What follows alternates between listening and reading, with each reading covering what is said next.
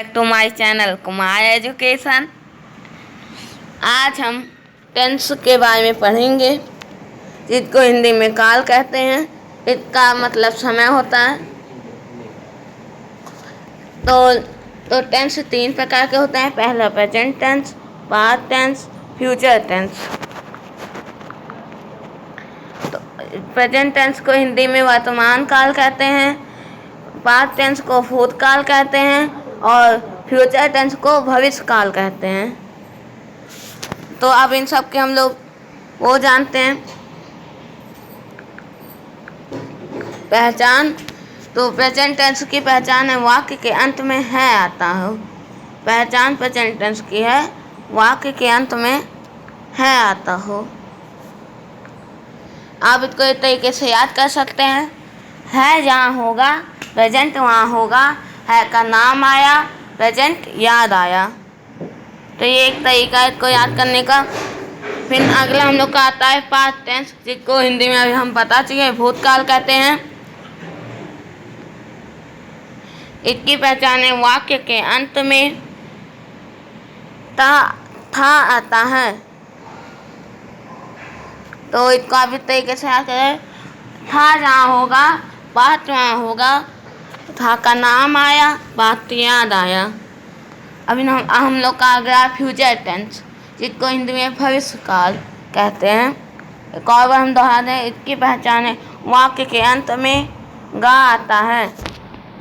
आप इसको इस तरीके से याद कर सकते हैं। गा जहाँ होगा फ्यूचर वहाँ होगा, गा का नाम आया फ्यूचर याद आया। मैंने तीनों की बता दिया ट्रिक, तो ये याद कर लीजिएगा। और एक चीज नोट करने लायक है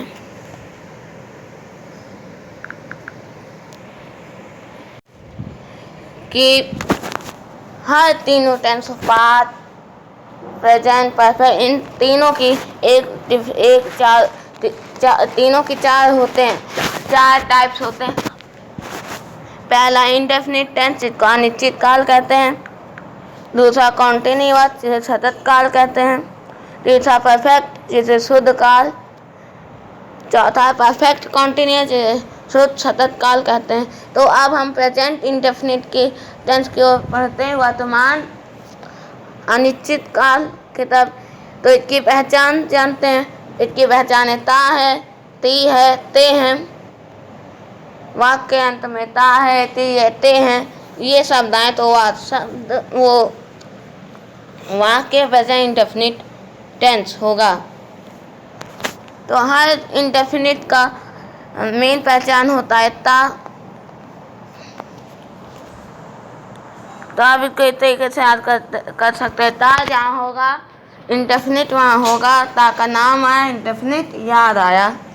तो अब इन चारों के भी फॉर्म होते हैं 5। हम उनको एक एक करके जानते हैं। तो पहला पॉजिटिव, जिसको हम असर्टिव भी कह सकते हैं, इसको अफर्मेटिव भी कहते हैं। सबका मतलब एक ही होता है, पॉजिटिव। तो फॉर्मेट है इसका सब्जेक्ट प्लस वर्ब की फर्स्ट फॉर्म है यस या es plus object in full stop. तो सिंगुलर के साथ हम सब्जेक्ट प्लस वर्ब की फर्स्ट फॉर्म प्लस एस या ईएस प्लस ऑब्जेक्ट लगाते हो।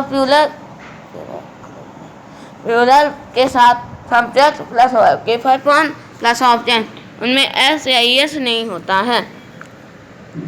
फिर आगे बढ़ते हैं तो आता हम लोग का नेगेटिव वाला फॉर्म है। इसका फॉर्म है सब्जेक्ट प्लस डू या डज या प्लस नॉट प्लस वर्ब की फर्स्ट फॉर्म प्लस ऑब्जेक्ट फिर फुल स्टॉप। तो सिंगुलर के साथ इसमें रहता है सब्जेक्ट प्लस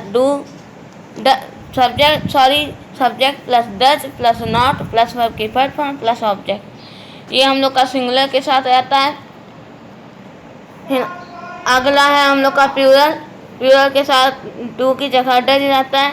तो इसका subject plus do not plus verb की फर्स्ट फॉर्म प्लस ऑब्जेक्ट। तो ये हम लोग का पॉजिटिव इसका फॉर्म हो गया, इसका नेगेटिव फॉर्म हो गया। हम लोग का अगला फॉर्म होगा इंटेरोगेटिव। तो अब हम लोग उसकी तरफ बढ़ते हैं। तो हम लोग अपने अगले फॉर्म इंटेरोगेटिव फॉर्म, यहाँ पर लिखा इंटेर चीज़ें हिंदी में प्रश्नसूचक वाक्य होते हैं। तो उसमें एक का फॉर्मेट है डू या does plus singular plus do या does plus subject plus verb की फॉर्म प्लस ऑब्जेक्ट फिर क्वेश्चन मार्क। कोई इंटरोगेटिव या इंटरोगेटिव नेगेटिव या WH वर्ड हो, इन तीनों में क्वेश्चन मार्क जरूर लगाइएगा, ये जरूरी है, वरना आपका सेंटेंस गलत माना जाएगा। तो इसका हमने पहले ही बता दिया कि डू प्लूरल के साथ लगता है, हम पी लिख दे हैं, और डज सिंगुलर के साथ। तो हम ये पहले बता चुके हैं कि डू प्लूरल और डज सिंगुलर के साथ लगता है। फिर सब्जेक्ट प्लस वर्ब की first form plus object plus question mark, ये इंटेरोगेटिव का हो गया। हम लोग का अगला फॉर्म है इंटेरोगेटिव नेगेटिव। तो इसका फॉर्मेट है डू या does plus subject plus not plus verb की फर्स्ट फॉर्म प्लस ऑब्जेक्ट फिर क्वेश्चन मार्क। तो इसमें भी सेम है do plural does singular. Friends ये याद रख दीजिएगा कि सब्जेक्ट के बाद ही नॉट आता है, उससे पहले कभी नहीं आएगा। फिर हम लोग का अगला आता है WH वर्ड। तो ये कितने होते हैं हम बाद में किसी दिन और चर्चा करेंगे कि ये कितने होते हैं और कितने हेल्पिंग वर्ब होते हैं, क्योंकि डू डज ये था हेल्पिंग वर्ब है। तो इसका फॉर्मेट है पहले WH वर्ड, जैसे व्हाट, व्हाई, हाउ, ऐसे WH वर्ड। फिर डू या डज हमने पहले बताया था कि किसके साथ लगेगा। दो बार बार हम दोहरा रहे हैं कि डू प्लूरल के साथ डज सिंगुलर के साथ, तो इसको ना गलत करिएगा। प्लस सब्जेक्ट प्लस वर्ब की फर्स्ट फॉर्म प्लस ऑब्जेक्ट फिर क्वेश्चन मार्क। हर क्वेश्चन वर्ड में क्वेश्चन मार्क लगाना जरूरी है, ये याद रखिएगा। फिर हम लोग का अगला आता है पास्ट इंडेफिनिट टेंस। तो इसको हिंदी में कहते हैं भूत अनिश्चित काल। तो इसकी पहचान जैसे मैं पहले बताया हूँ कि इंडेफिनिट की पहचान आखिर में था, उस वर्ड में ता आता है। तो इसका ता था, टी थी, ते थे, उसमें ता है, ती है, ते हैं। तो ऐसे इसी में ता था, ते थी, ते थे। तो इसकी पहचान है आइडेंटिटी है ता था, ती थी, ते थे। हम इसको बार बार दोहराने की गलतियाँ हम ना के, बाद में था आएगा ही। मैंने इसकी ट्रिक भी बताया, उस ट्रिक को दोबारा दोहरा देता हूँ। था जहाँ होगा पात्र वहाँ होगा, था का नाम आया पात्र याद आया। तो अब आगे बढ़ते हैं। इसका भी उतने ही फॉर्म है। तो पहला पॉजिटिव, इसमें फॉर्मेट है सब्जेक्ट प्लस वर्ब की सेकंड फॉर्म प्लस ऑब्जेक्ट फिर फुल स्टॉप। ये याद कर लीजिएगा, क्योंकि इसके सिर्फ पॉजिटिव में सिर्फ यही एक पास्ट इंडेफिनिट टेंस का पॉजिटिव है जिनमें वर्ब की सेकंड फॉर्म लगती है, और किसी में नहीं लगती, और किसी भी टेंस में नहीं लगती। तो फिर नेगेटिव का फॉर्मेट है subject plus did plus not plus verb की फर्स्ट फॉर्म प्लस ऑब्जेक्ट फिर फुल स्टॉप। तो इतना याद करिए, डिड जहाँ होगा फर्स्ट फॉर्म वहाँ होगा, डिड का नाम आया फर्स्ट फॉर्म याद आया। तो ये ज़रूरी है, क्योंकि नेगेटिव फॉर्मेट में हम लोग का सब्जेक्ट वर्ब की फर्स्ट फॉर्म लगती है, ना कि वर्ब की सेकंड फॉर्म। तो इसका दोबारा में फॉर्मेट दोहरा दे रहा हूँ, subject plus did not plus verb की फुल फॉर्म प्लस ऑब्जेक्ट। फिर हम लोग का अगला आता है इंटेरोगेटिव। तो इसका फॉर्मेट है did plus subject plus verb की full form plus object. Did singular plural दोनों के साथ लगेगा, डिड सिंगुलर और प्लूरल दोनों के साथ लगेगा। फिर अगला आता है हम लोग का इंटेरोगेटिंग नेगेटिव। इसमें डिड फॉर्मेट इसका है did plus subject plus not plus verb की full form plus object plus question mark. तो इसमें मैंने पहले भी बताया कि सब्जेक्ट के तुरंत बाद, सब्जेक्ट के बाद ही नॉट आता है और क्वेश्चन वर्ड में, और सब्जेक्ट से पहले हेल्पिंग वर्ड। ये मैं क्वेश्चन वर्ड का बता रहा हूँ कि सब्जेक्ट से पहले हेल्पिंग वर्ड और सब्जेक्ट के बाद ही नॉट आएगा। फिर हम लोग का अगला है WH वर्ड। तो इसका फॉर्मेट है WH word plus did plus subject plus object plus verb की फुल फॉर्म में plus object plus question mark. तो क्वेश्चन मार्क याद रखिए कि हर क्वेश्चन वर्ड, हर क्वेश्चन सेंटेंस में क्वेश्चन मार्क लगाना जरूरी है। तो अब हम फ्यूचर इंडेफिनिट की ओर बढ़ते हैं। फ्रेंड्स, आज हम ओनली इंडेफिनिट का ही पढ़ेंगे। हम अगले वीडियो में कॉन्टिन्यूअस सारे प्रेजेंट पास्ट फ्यूचर तीनों के कॉन्टिन्यूअस अगले वीडियो में पढ़ेंगे। तो अब हम फ्यूचर इंडेफिनिट टेंस, जिसे हम हिंदी में भविष्य अनिश्चित काल कहते हैं, उसकी तरफ बढ़ते हैं।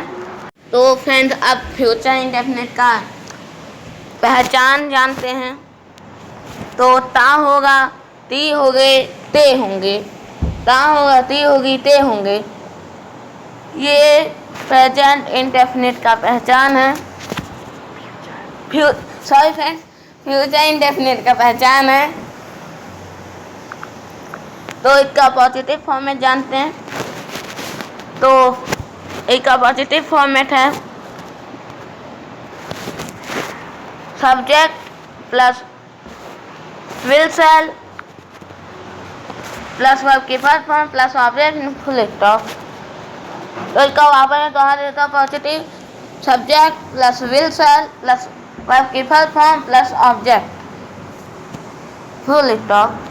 तो इसका हेल्पिंग वर्ब शैल आई और वी के साथ लगता है और बाकी सबके साथ विल लगता है। आई और वी के साथ शैल लगता है, बाकी सबके साथ विल लगता है। अगर जरूर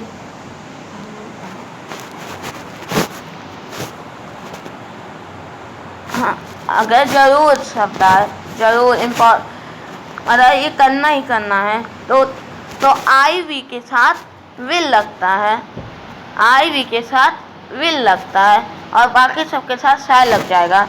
अगर जरूर शब्द आया कि ये हमको जरूर करना है, तो आई वी के साथ शैल लगेगा, आई वी के साथ विल लगेगा और बाकी सबके साथ शैल। तो ये याद कर लीजिएगा, अगर जरूर शब्द आए तो आई वी के साथ लगता है विल और अदर के साथ लगता है शैल, और नॉर्मली आई वी के साथ लगता है शैल और अदर के साथ विल। और अगला हम लोग का आता है नेगेटिव। इसका फॉर्म है subject plus will shall not, will not shall not plus verb की फुल फॉर्म प्लस ऑब्जेक्ट फिर फुल स्टॉप। फिर इंटेरोगेटिव में फिर अगला हम लोग का इंटेरोगेटिव आता है। इंटेरोगेटिव तो इसमें लगता है फॉर्मेट है will shall plus subject plus verb की full form plus object plus question mark. हम दोबारा दोहराएं कि क्वेश्चन सेंटेंस या क्वेश्चन वर्ड में क्वेश्चन मार्क जरूरी है, लगाना जरूरी है। फिर अगला हम लोग का आता है इंटेरोगेटिव नेगेटिव। इसका फॉर्मेट हम बताते हैं विल सेल प्लस सब्जेक्ट है प्लस नॉट प्लस की first form plus object plus question mark. दोबारा दोहरा दे रहे हैं कि सब्जेक्ट के बाद ही नॉट आएगा, उससे पहले नहीं आ सकता। और क्वेश्चन वर्ड रहा तो सब्जेक्ट के पहले हेल्पिंग वर्ड लगता है। क्वेश्चन वर्ड सेंटेंस या वर्ड में सब्जेक्ट से पहले हेल्पिंग वर्ड लगेगा। विल सेल जो इसमें है वो। फिर हम लोग का अगला आता है WH वर्ड। WH वर्ड ये कितने होते हैं और क्या होते हैं उसको अगले किसी दिन और चर्चा करेंगे। तो इसका फॉर्मेट हम आप बताते हैं। पहले WH वर्ड विल या shall plus subject plus verb की first form plus object plus question mark. तो हम इसको एक और बात दोहरा देते हैं। एक इसमें जो मेन चीज़ है कि IV के साथ सेल और अदर के साथ विल लगता है, लेकिन जब जरूर शब्द आ जाएगा, जरूर हम इसको एक दोबारा दोहराने, तब IV के साथ विल लगेगा और अदर के साथ सेल। याद रखें, IV के साथ विल जरूर शब्द आए तो IV के साथ विल और बाकी सबके साथ सेल। वैसे जरूर को मत कहते लेकिन नहीं लगेगा। तो अब हम अगले वीडियो में मिलते हैं और हम अब सारे कॉन्टिन्यूअस जिसको हिंदी में सतत काल कहते हैं उनके बारे में पढ़ेंगे अगले वीडियो में। तो तब तक के लिए हमारे चैनल को सब्सक्राइब कर दीजिएगा। अगर वीडियो अच्छी लगी तो लाइक कर दीजिएगा और बेल आइकन को दबाइएगा जिससे हमारे सारे वीडियो आप पर पहले पहुँचे। और हमारे वीडियो दोस्तों पर शेयर कर दीजिएगा। तो बाय।